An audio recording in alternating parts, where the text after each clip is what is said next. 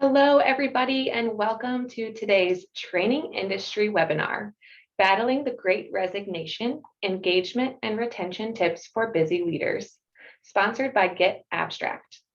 I'm Elizabeth Parker, Director of Marketing at Training Industry, and I'm so happy you all have decided to take some time out of your day to be with us. Before we get started, I would just like to quickly go over a few housekeeping items to help you interact with our speaker and get the most out of your time with us. Throughout today's event, please feel free to chat any comments you have into your chat window, submit any questions you have for our speakers in your Q&A window. We'll address your comments and questions throughout the event as we can, and we'll also have a dedicated time for Q&A at the end of the session. We also encourage you to share the information you received today with your colleagues and network via social media. Please follow those handles you see on your screen for @BeverlyLK and getAbstract and that hashtag TI webinar so we're able to track your contribution to the conversation. When the program ends, you'll receive a short evaluation survey. We would, as always, greatly appreciate your feedback about today's content, speaker, whatever else you might like to share. And lastly, today's webinar will be recorded, archived on trainingindustry.com, and you'll receive a follow-up email from us with a link to that on-demand program that you can share with your team. If this is your first webinar with us, a special welcome goes out to you. I know a lot of you folks are new to Training Industry. At Training Industry, we offer over 100 webinars each year on subjects ranging from content development and engagement to influence, social learning, and incentivizing training. We cover just about every topic relevant to leaders of training organizations around the globe. You can find upcoming past webinars and all of our other resources for learning leaders at our website, trainingindustry.com. Now, to get us started, let me introduce you to today's speakers. We have Dr. Beverly Kay and Dennis Sternberg. Dr. Kay is internationally recognized as one of the most knowledgeable and practical professionals in career development, employee engagement, and retention. Her contribution to the field of engagement and retention includes the Wall Street Journal bestseller, Love 'Em or Lose 'Em, Getting Good People to Stay. Her recent books in career development include Up is Not the Only Way and Help Them Grow or Watch Them Go, which is a guide that helps overwhelmed managers blend career conversations into employees' everyday routine. In 2018, she was honored with a Lifetime Achievement Award by the Association for Talent Development for her contribution to the profession. And Dennis Sternberg is our moderator for today's discussion with Bev and is the VP of Sales and New Business at getAbstract. He has an MBA in Human Resources and has helped organizations with business solutions ranging from hiring and recruitment to organizational training. I know today's discussion is going to be super useful. I'm excited as Bev and Dennis discuss ways to grow your workforce and procure engagement during this unprecedented time of the Great Resignation. And with that, I'm going to let you two take it away. Thanks so much, Elizabeth. Really appreciate it and the kind words, and welcome everybody. Bev and I are going to have a nice discussion on the Great Resignation, but since I'm in the summary business, I'm calling it the Big Quit. So the Big Quit, which statistically has really been going on for the past 6 to 8 months, really hit a peak in the last recorded statistics in November, where 4.5 million workers quit their jobs, hitting new records in many sectors of businesses, from food service all the way to business services and professional services. There are currently 10.6 million job openings, but only 6.9 million people reportedly unemployed and actively looking for jobs. This is an all-time record low for the ratio of unemployed people to vacancies. Quits have also reached an all-time high, where a record high of 3% of all job quits were just quitting their jobs, retirement, or just quitting their jobs in November. Companies are battling record high recruitment challenges and retention difficulties. Bev, you and I have partnered for a long time. You partnered with getAbstract for a long time. And I look at all your books, and they really do help organizations that are battling the Great Resignation right now. Did you plan that? Is there a way to slow it down? I wish I was smart enough to plan it. And just those in the audience who know me know I love alliteration, I love rhyming. And when I think about the great resignation, I think it could be the great reevaluation of how we're doing business, the great reimagination. Maybe we can do it better. The great reshuffle, like maybe we have to move pieces on that chessboard differently, and the great rethinking. So it is interesting that all of my books kind of say a similar thing through a different route. They all say, stay, don't go. Stay and love it, actually. And love them or lose them, it's one of your classic books. This book has been updated and republished 6 times in the past 20 years. What gives it such a long lifespan? Truly, I think managers and leaders still aren't doing this. And, nothing in the book that I've said is new.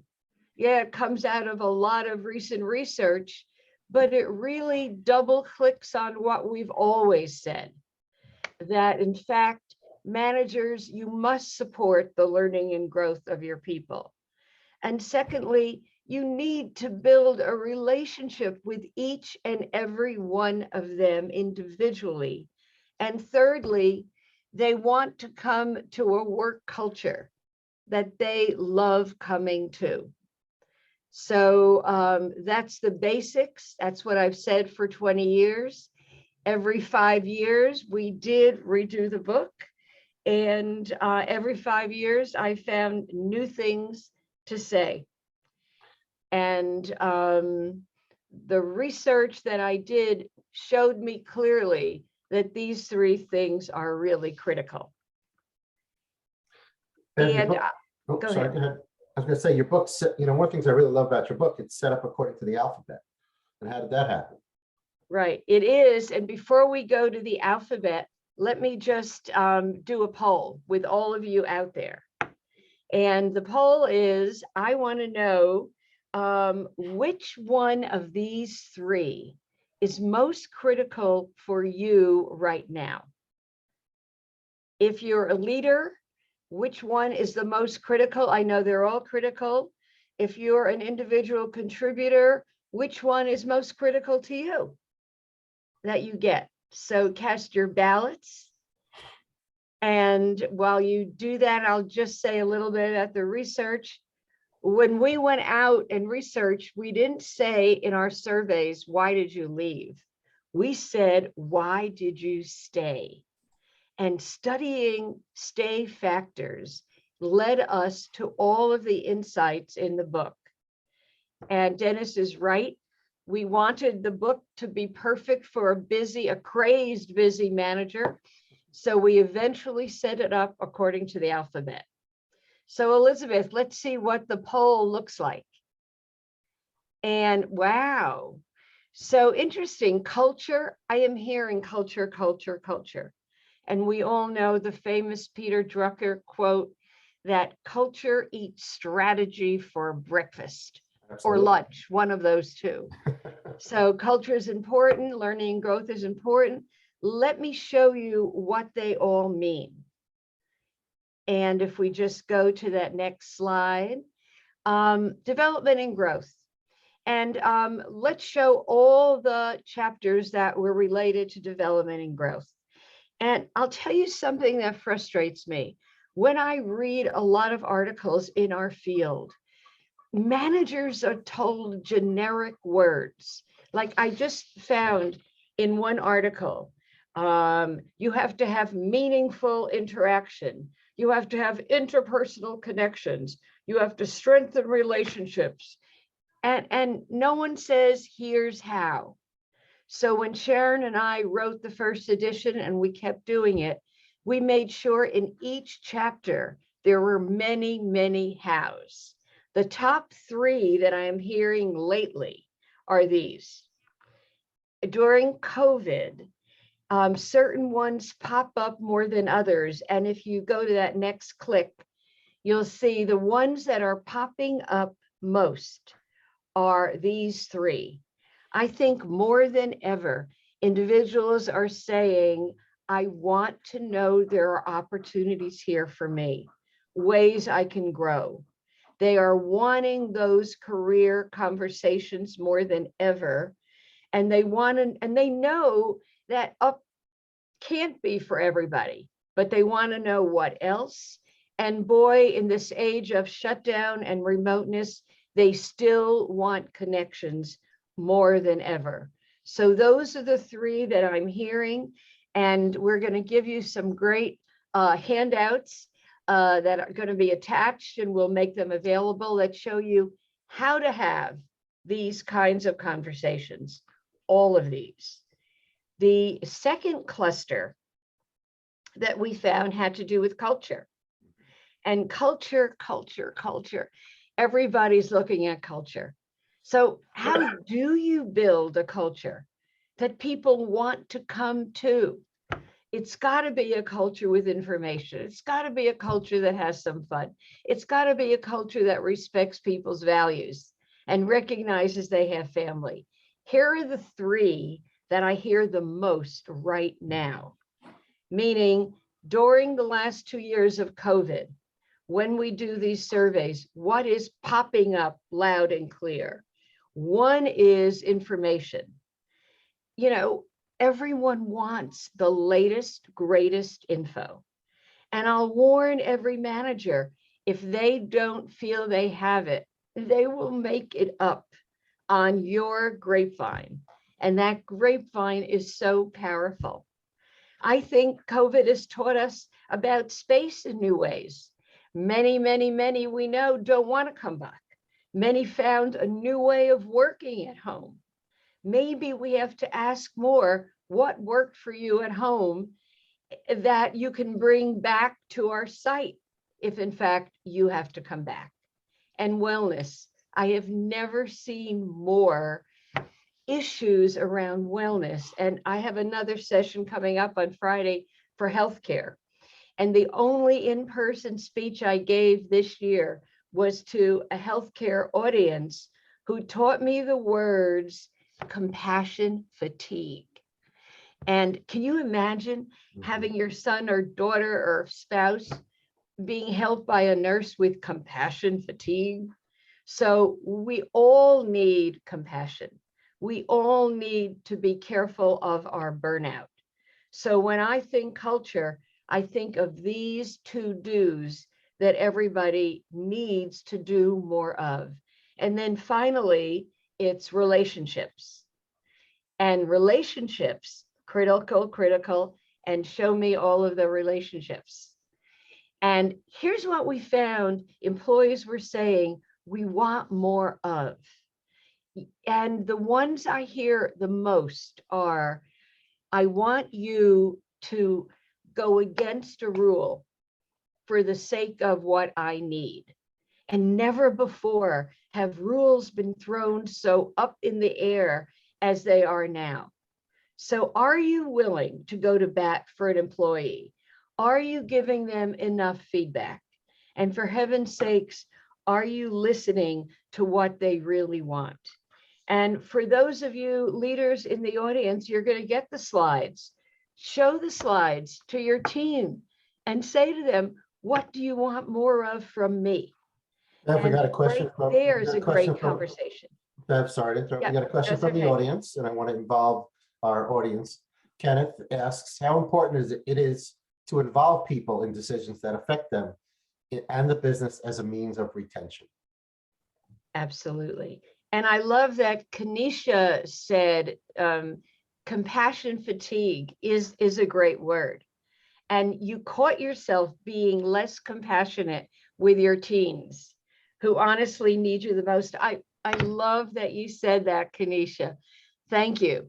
And maybe it's, you know, what do I catch myself doing that I shouldn't do? And that J for jerk, I just have to add that when we said to the publisher way back 20 years ago with the first edition, the J chapter is going to be jerk, don't be one. He said, why do you have to put a negative thing in such a positive book? And we said, because that's what we heard. We followed individuals back into their organization that they moved to. And we said, we see what you wrote on your exit interview. Why did you really leave? And they said, my boss was a jerk and I could not stand it anymore. And as good researchers, we said, could you tell us what you mean by the word jerk? And they gave us over 50 jerkitudinal characteristics. And I love when we're teaching this and we ask the question of an audience, and all of you think about this. When have you worked for a jerk? What did they do? And how did it affect you? And in that question, how did it affect you? You get all the reasons why people are resigning. Absolutely. So don't be a jerk, and find out if you are just to your team and say, I don't want to do that. I don't want to lose you. Mhm. That's great. You wrote a book, well, you wrote many books, but Love It, Don't Leave It. Can you explain to me why you wrote this book? We did. Sharon and I did. So after we wrote Love 'Em or Lose 'Em, and the very first edition sold in gigantic ways, someone said to us, hey, Beverly, is it always on our backs? Is it always the manager who has to fix it, do it? And we thought, oh my gosh, no. We know there's an employee role.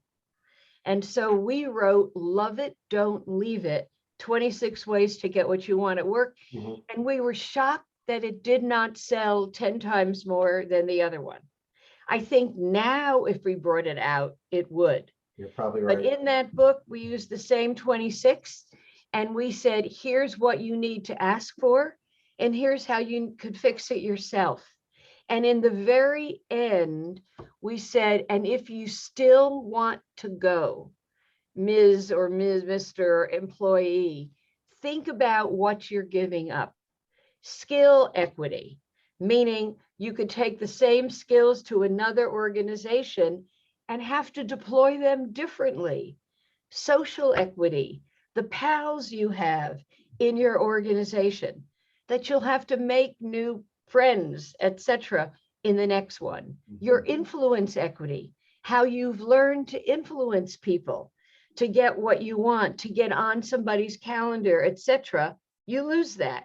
And financial equity, all the other perks you get by working in that organization. It's not just salary.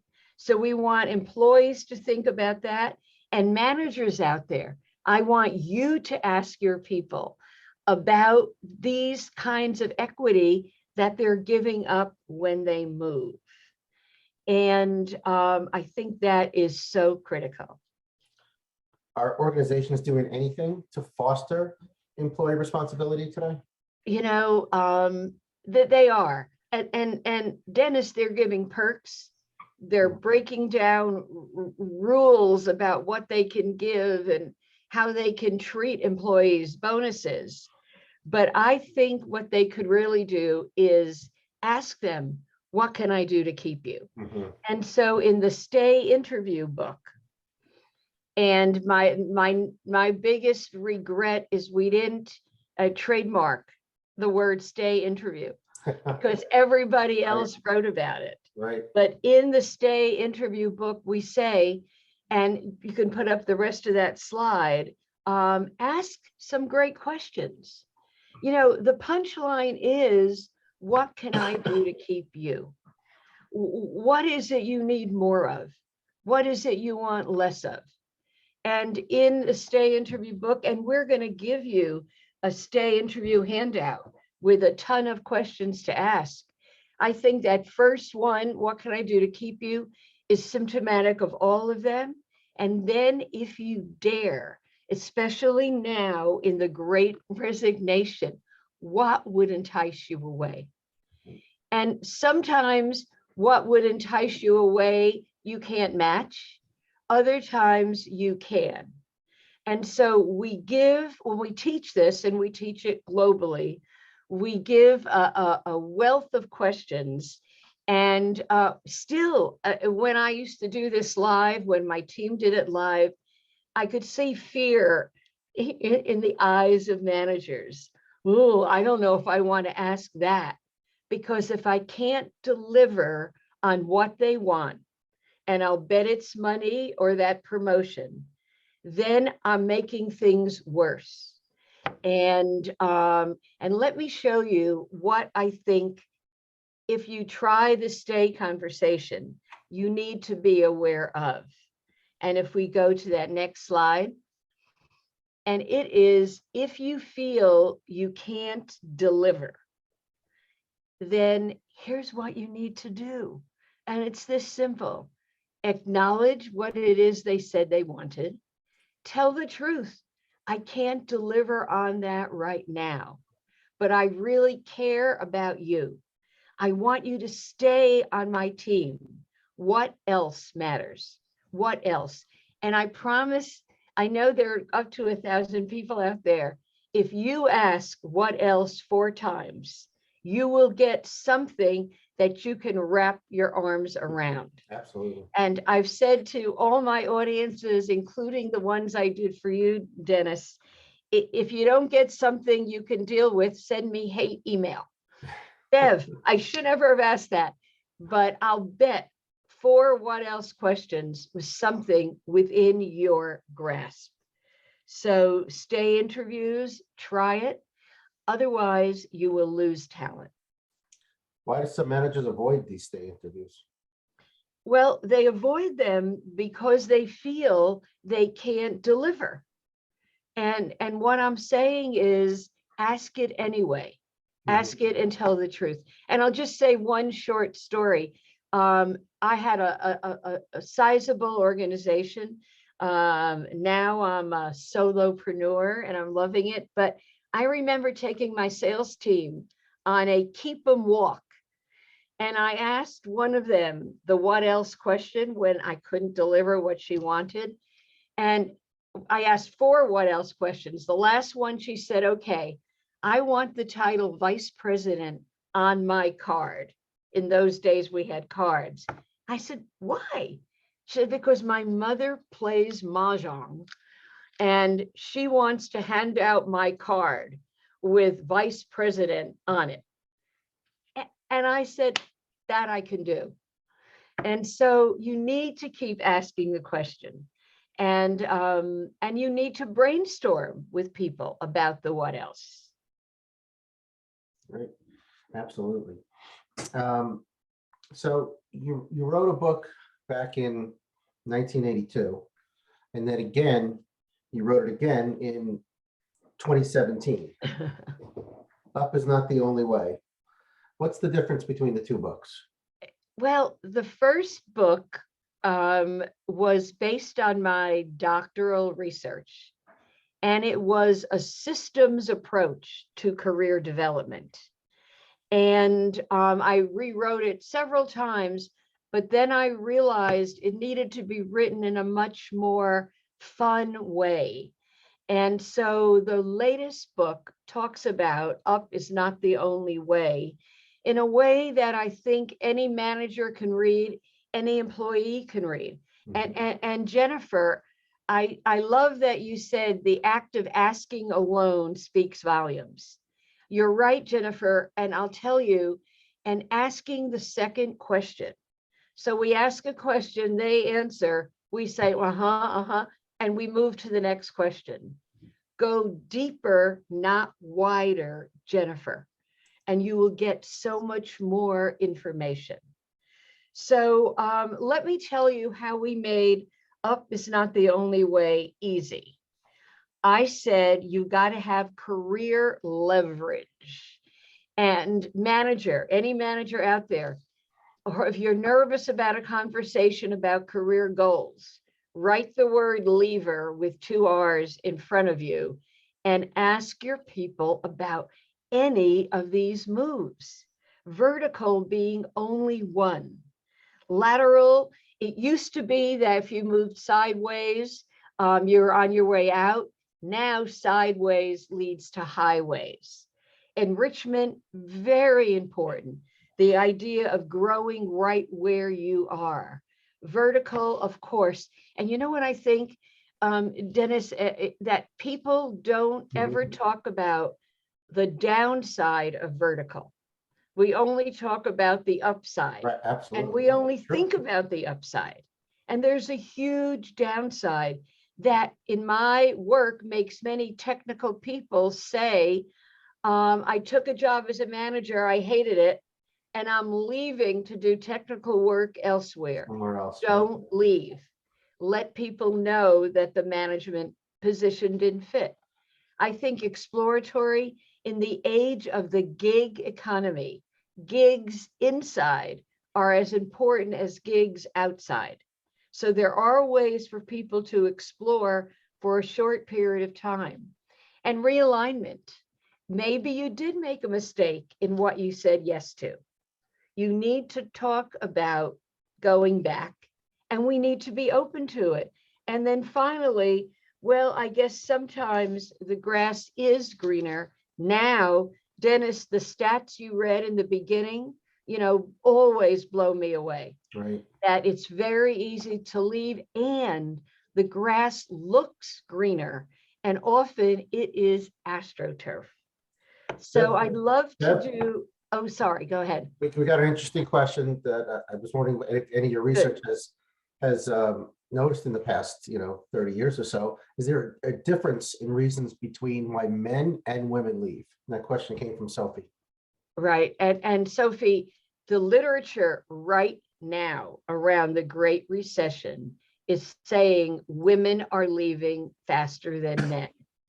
Part of it is around childcare. Part of it is around, I got a whole different sense of myself when I was home, and I want to do things differently. And if I can't in my current company, I am going to look elsewhere.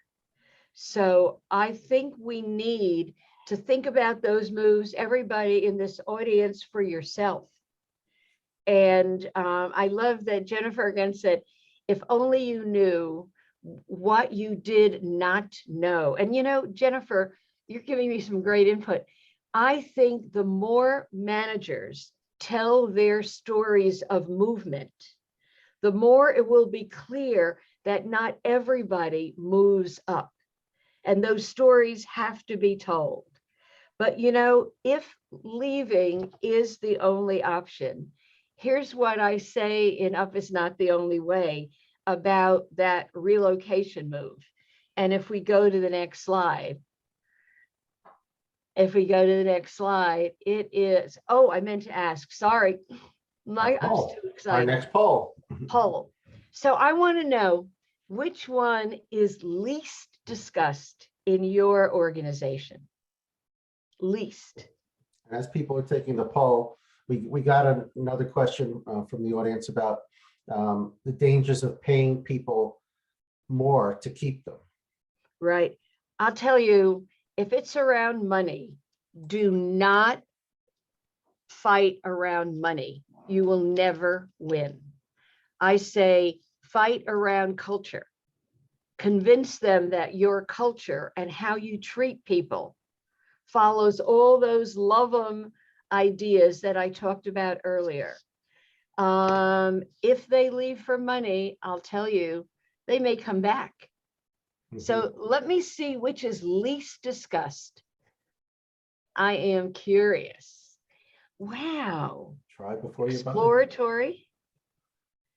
And it's so easy to do. If somebody covets another job, let them walk in that person's, shoes for a day, a week, a half a day, etc. Realignment. Do you know the number of technical people who are promoted to management who say, this is not what I thought it was. It's not for me. And they'll move elsewhere rather than owning up to that in the organization. So you need to ask people who you've promoted, is this what you thought it was? Are you getting what you thought it was? And I'll tell you, if they do leave, because I am seeing so much, Dennis, you're right about the great resignation. Here's what I want every leader in the audience to do. If you go to that next slide.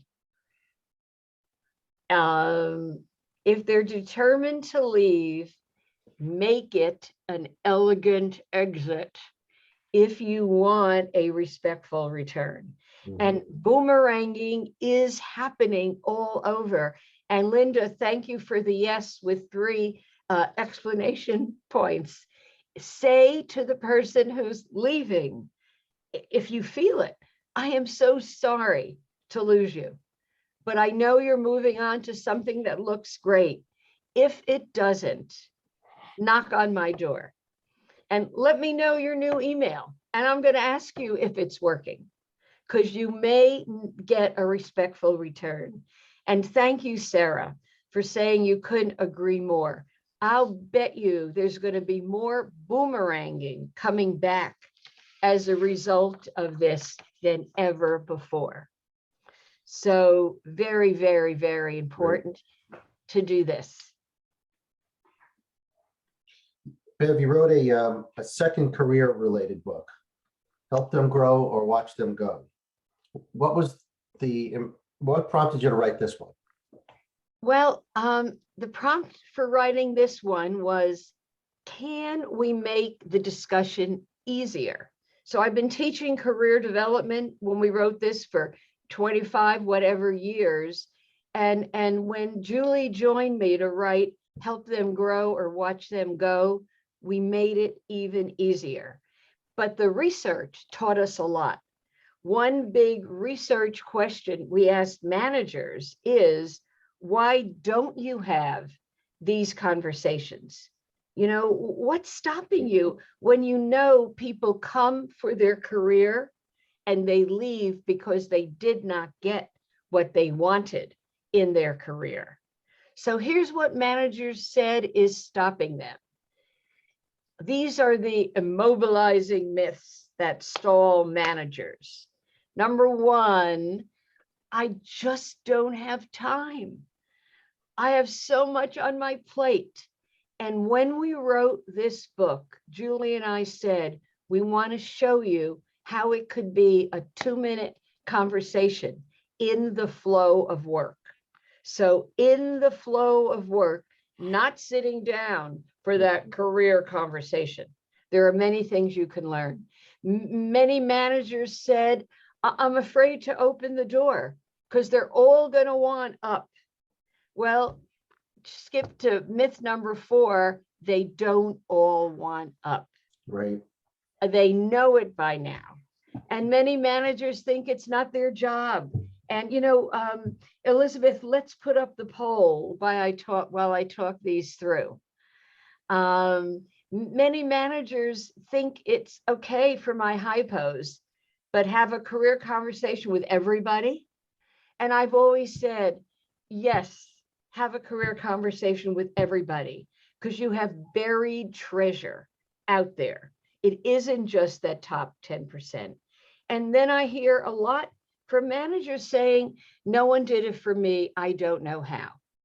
And that's kind of why we wrote Help Them Grow, to make the how easier.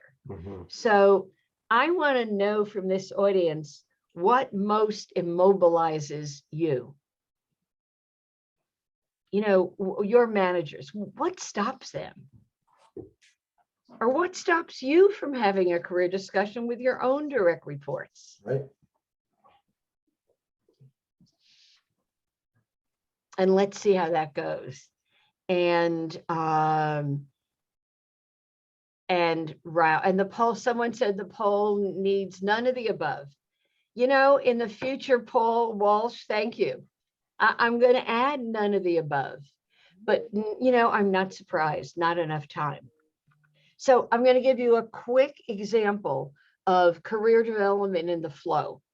Somebody hands in a report. It's a report they hand in every single week. You take the report, you say, thank you, and here's the next one. Instead, if you just said, what was the part of the report that you hated doing the most? Or what was the part of the report that you loved the most? Right there is a career question in the flow of work. Mhm. I walked into my own office recently and I asked them, what work do I give you that makes you grumble? And they all answered it. Not that I could fix it, but now I know what their grumbles are. So a question in the flow of work that you listen to the answer and you dive deeper is critical. So in Help Them Go, we said the whole conversation can be boiled down to 3 parts. You need hindsight, number 1. And hindsight means you need to think, what have I done consistently well across my entire career? What do I really bring to the table? What's it in me, no matter where I go, skill-wise, ability-wise, interest-wise. And then hindsight is also asking others how they see you. Do they see you the way you see yourself? And I would say, do not wait for performance appraisal time. Ask it. After a conversation with a peer, ask them, what part of that conversation did I lead you through that was the best? Where could I have improved? So there's plenty of feedback out there, but you have to ask for it. In addition to hindsight, you need foresight. And boy, you need it now more than ever. You need to look out and say, what's trending? What's trending in my function, in my organization, in my industry, in my field, in my specialty? And how do I get ahead of that trend instead of grabbing onto it, too late?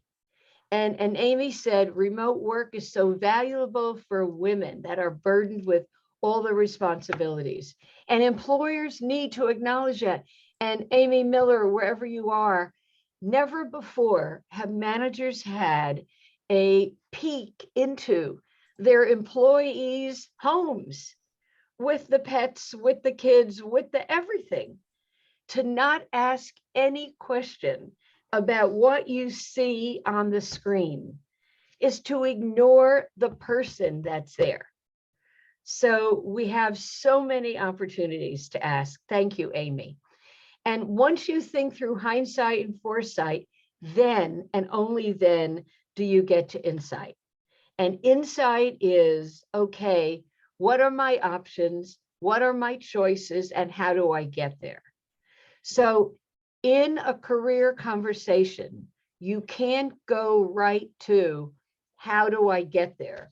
Or this is what I want, without thinking about hindsight and thinking about foresight. So we talk about all 3. That model really is something I've been teaching for 4 decades. I do it for myself all the time. So the other idea we put forth in that book that I personally love is that movement in an organization Career is mobility. not a ladder. Right.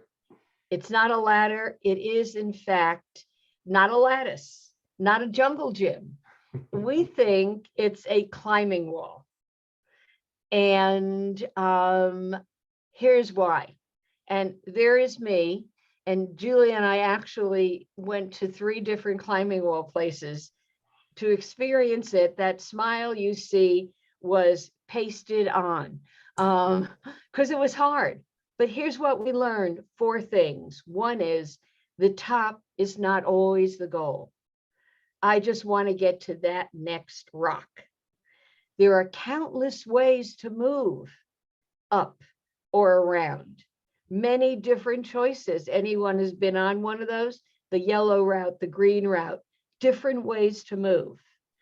The third thing we learned is you can choose a risky move or a safe move. And I asked the audience, what have you been choosing lately?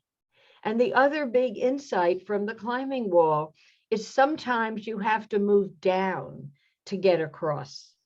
And I love that idea because I talked to so many people who actually did that. So I'm going to stop and give Dennis a chance to ask for questions. We've And got we'll some, we've do got some already. We can get some started with. Q&A. If anybody has any questions, please type them in the Q&A. We got one from Kenneth. To what extent are employees, especially during the pandemic, reevaluating the purpose of their organization, finding their organization lacking, and leaving to find a purpose that better aligns with their values? Absolutely. Absolutely. You know, it's in every article I read. And, you know, I think that more and more we need to talk about the purpose in our organizations, what our companies are about, not just when they come on for their, you know, newcomer come on. But I think we have to talk about it more. We have to ask the question, you know, what do you most want? And maybe it's what do you most want here that we're not delivering? Those questions will lead you more to purpose and to knowing the individual as an individual, not as just one of my 14 people on my team. And if we haven't learned that through our DEI moves and incentives and do this, I don't know what we've learned. So very important. Well, absolutely. We've got another question here from Emily. If what they want is money, but giving it to them to be market competitive, and I just lost the question.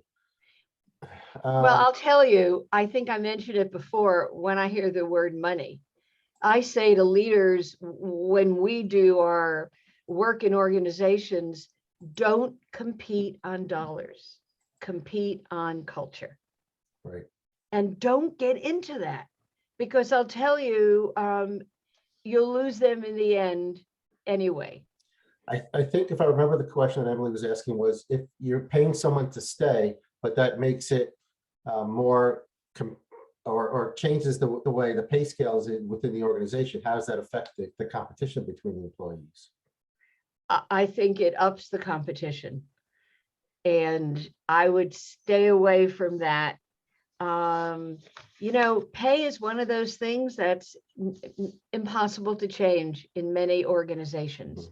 But I like to say, imagine that you have the perfect job, and it's feeding you in all ways other than in the pocketbook. You know, leaving that job that's feeding you becomes harder.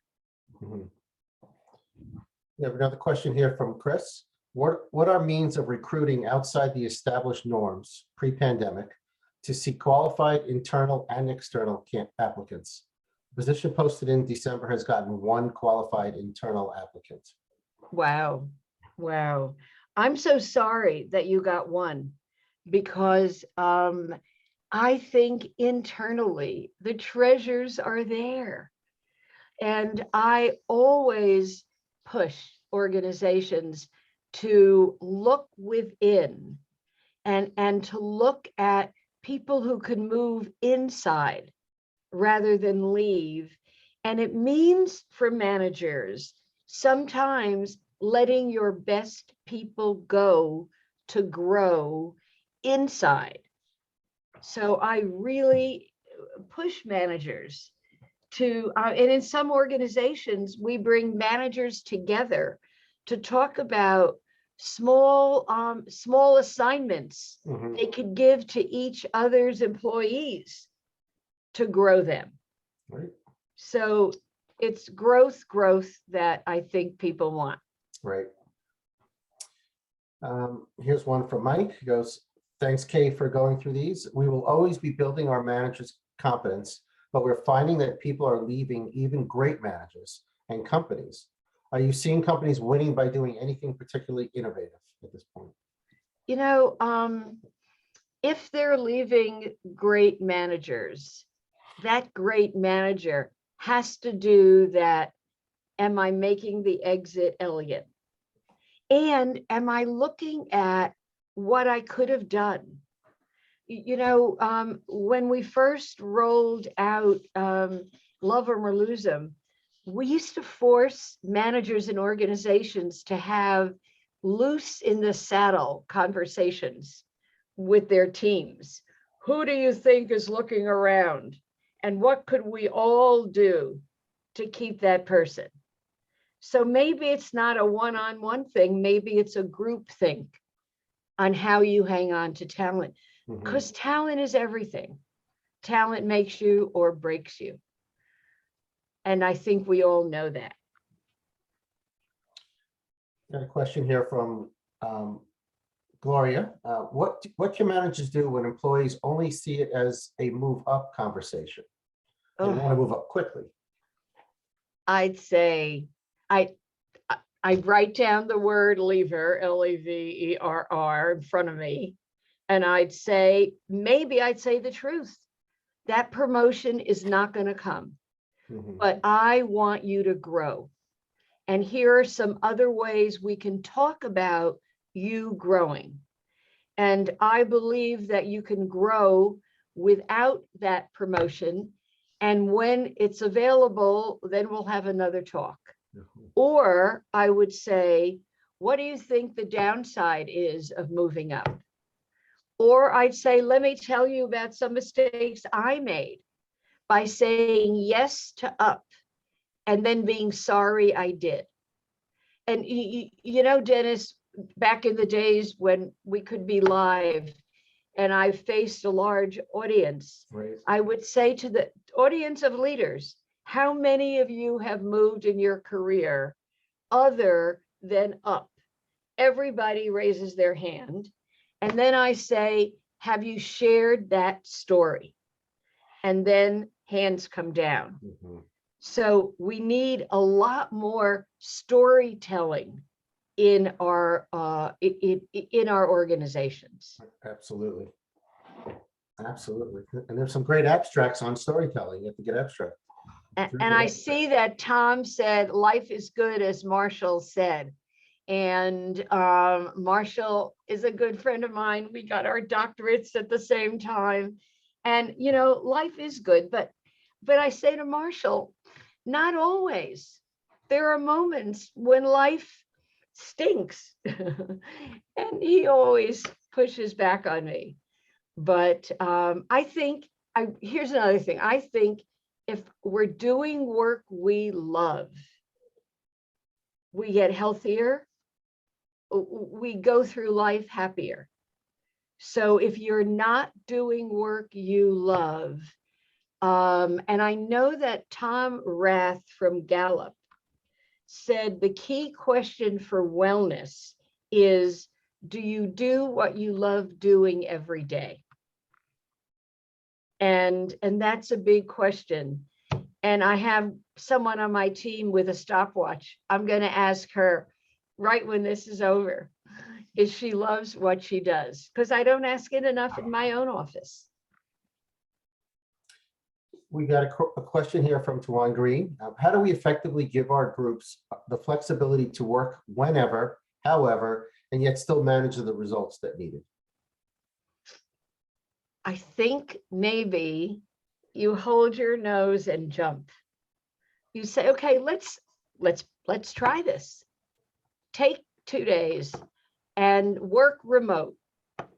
And let's talk about if that worked for you and why it worked for you. And if we possibly could build more of it into your day. You know, I have 2 people in my office, and I just gave one of them 2 days, go home, because she was working on the website. And she said, there's too much interruption here. I need to get in the zone. And, you know, I didn't want her to not be here, but I did it, and she zoned out on the website. So I was thrilled. That's great. Have you heard of, Kimberly asked, have you heard of companies paying people to leave? Yes, I have. And there's a ton of articles.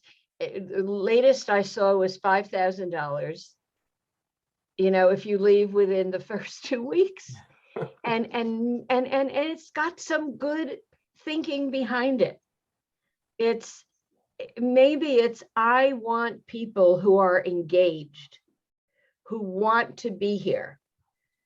And if you come and you see this is not for you, I'd rather you leave than stay with a bad attitude. But I'm going to do everything I can to find out why you're thinking about leaving. Just the question. Right. And then pulling on the answer. Right. Emily, I see Amy said, good point, Beverly. Some quit and leave and some quit and stay. And Amy, quitting and staying rubs off on everybody who comes into contact with that person. So I would rather have them leave. You're right. And it's contagious, Amy says. Absolutely. It's catchy. Emily would like you to repeat the 4 insights, the metaphor from the climbing wall. The metaphor from the climbing wall. Okay. The top is not always the goal. When you're in that climbing wall, you want to, etc. There are countless ways to move, countless ways to move. You choose safe or risky, how big a step you think you can take.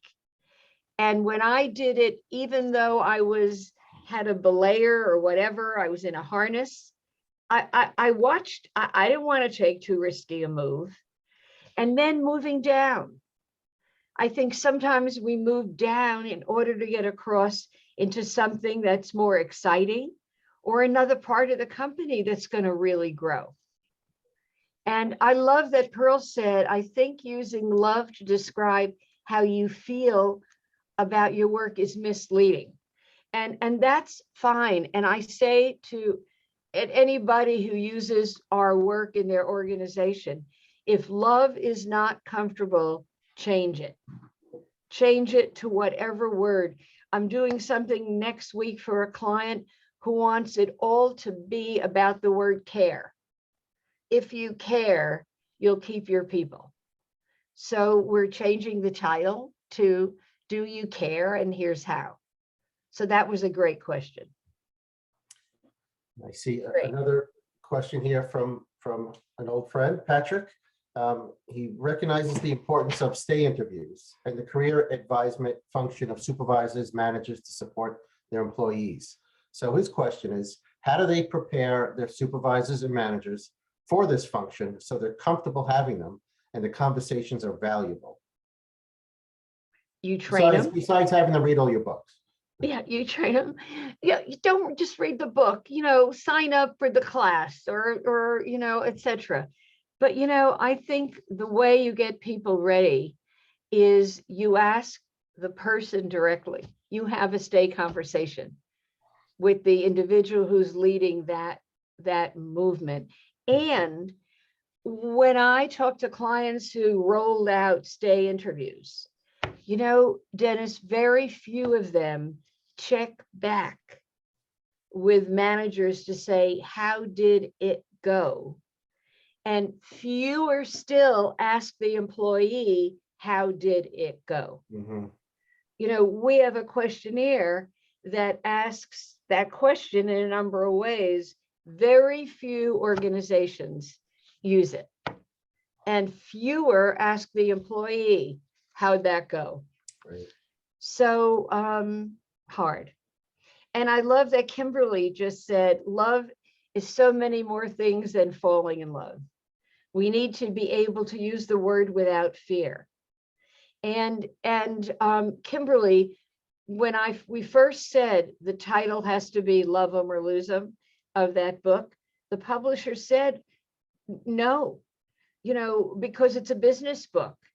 And will people walk in and on the business shelf pull off a book with love in the title? And we really had to fight for it.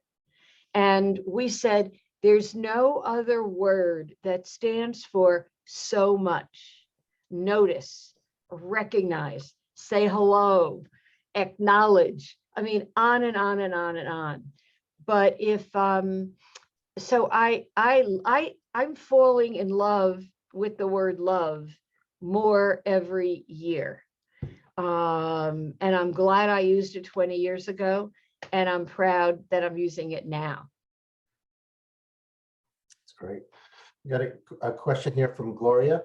How do managers navigate conversations with employees who see development opportunities like stretch assignments, new tasks, as added work without extra pay?